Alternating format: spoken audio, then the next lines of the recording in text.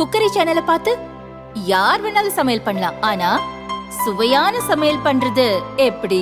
நான் இதயம் நல்லெண்ணெயில சமையல் பண்றேன். ஆஹா ஓஹோன்னு பாராட்டுறாங்க. நீங்களும் இதயம் நல்லெண்ணெயில சமையல் பண்ணுங்க, பாராட்ட வாங்குங்க.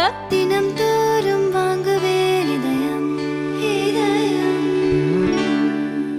பாஜக எம்எல்ஏ வானதி சீனிவாசனின் அறிக்கை. மத்திய அரசு நிறுவனங்களில் நேரடி நியமனம் என்பது காங்கிரஸ் ஆட்சியிலிருந்து காலம் காலமாக இருக்கிறது. ஆனால் இது ஏதோ புதிய திட்டம் போல எதிர்க்கட்சிகள் எதிர்ப்பு தெரிவித்தன. முதல்வர் ஸ்டாலினும் அவரது பங்கிற்கு சமூக நீதியின் மீது தொடுக்கப்படும் தாக்குதல் என விமர்சித்தார். சிறுபான்மை சமூக அலுவலர்களுக்குரிய வாய்ப்புகளை தட்டி பறிக்கும் செயல் எனவும் கூறியிருந்தார்.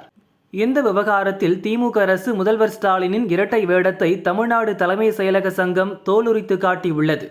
திமுக ஆட்சி பொறுப்பேற்ற நாள் முதலே அரசு துறைகளில் ஆலோசகர்கள் நியமிக்கப்படுகின்றனர்.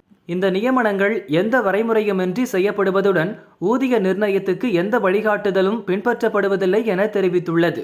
அதாவது திமுக அரசு 69% இடஒதுக்கீட்டிற்கு எதிராக, சமூக நீதிக்கு எதிராக நேரடி நியமனங்களை செய்கிறது என தலைமை செயலக சங்கம் குற்றம் சாட்டியிருக்கிறது. இதுகுறித்து முதல்வர் ஸ்டாலின் விளக்கம் அளிக்க வேண்டும். சமூக நீதி என முழக்கமிட்டு கொண்டே சமூக நீதியை காலில் போட்டு மிதிப்பது திமுகவுக்கு வழக்கமானது. இனியும் இரட்டை வேடம் போடாமல் தமிழக அரசு பணிகளுக்கு தமிழ்நாடு அரசு பணியாளர் தேர்வாணையம் மூலமே தேர்வு செய்ய வேண்டும் என வானதி சீனிவாசன் அறிக்கையில் கூறியுள்ளார்.